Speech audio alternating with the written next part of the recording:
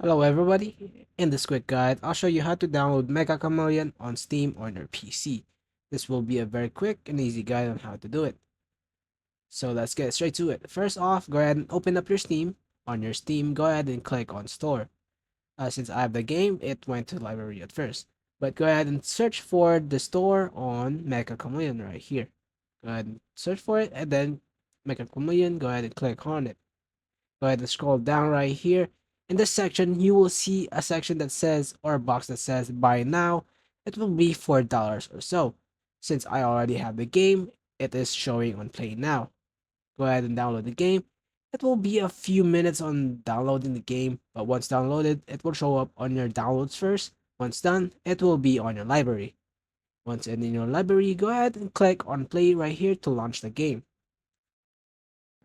Once the game has launched on your PC, there you go. Thank you so much. And it should be working fine as butter.